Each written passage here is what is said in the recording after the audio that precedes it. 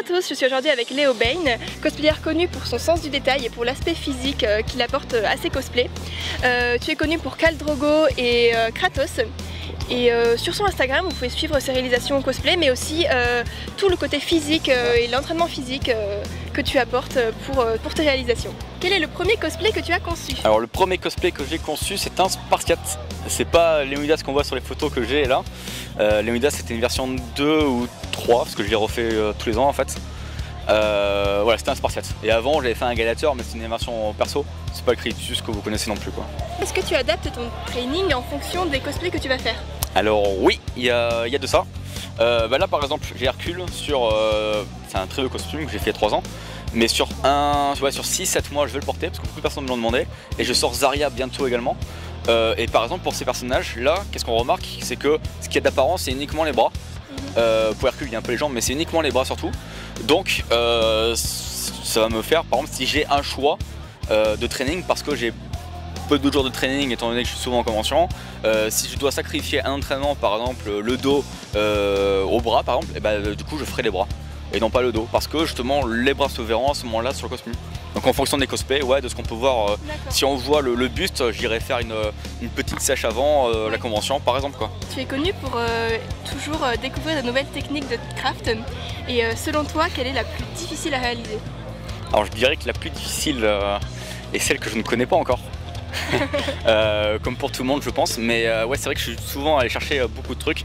J'ai commencé avec les résines, j'ai fait après beaucoup de cuir et je continue encore avec du cuir, j'aime beaucoup. Le Hercule là est en cuir. Et j'ai fait pas mal de moulage, énormément de silicone, pas mal de latex, il y a pas mal de process finalement. Et donc ce que je maîtrise pas énormément, j'ai envie de dire par rapport à quel point je peux maîtriser la résine, ça va être la mousse. Bien que j'ai fait pas mal de parties en mousse également. Il y a du PVC que j'ai appris récemment. Et donc du coup je ne connais pas vraiment la mousse, donc j'ai pas un taf de fou. Il y a des gens qu'on peut voir comme Nightcall de création par exemple, où ils font un travail de mousse énorme. Et je suis pas du tout à ça. Et j'ai envie de m'améliorer justement du coup de la mousse. Donc là j'ai démarré Zarya et je me suis dit en challenge que de la mousse. Et pour le gun, un gun qui est immense, on m'a dit oui mais t'as qu'à le faire commissionner, ça sera plus vite. Et ben non justement je vais le réaliser. Comme ça je vais apprendre énormément de techniques. Je pense qu'après avoir fait ce gros truc, je vais pouvoir prendre pas mal de skills. Et pour finir, vu que tu es régulièrement jury dans les cosplays, les cours de cosplay, c'est quoi la première chose que tu regardes en premier? Alors, et je vais le faire en fait même hors concours en fait. J'ai une grosse déformation par rapport à ça du coup. C'est dès que je vois quelqu'un, tac, je vais regarder directement le costume, toi les finitions et compagnie, tu vois par exemple là.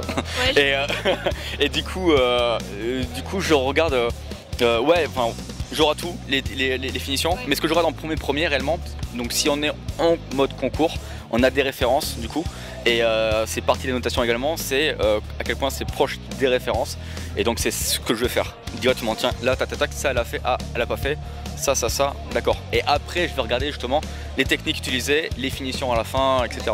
Je vous remercie beaucoup d'avoir regardé cette vidéo, j'espère qu'elle vous aura plu et que vous aurez appris beaucoup de choses. N'hésitez pas à mettre un pouce bleu, à partager la vidéo, à laisser des commentaires et puis on vous souhaite à très vite.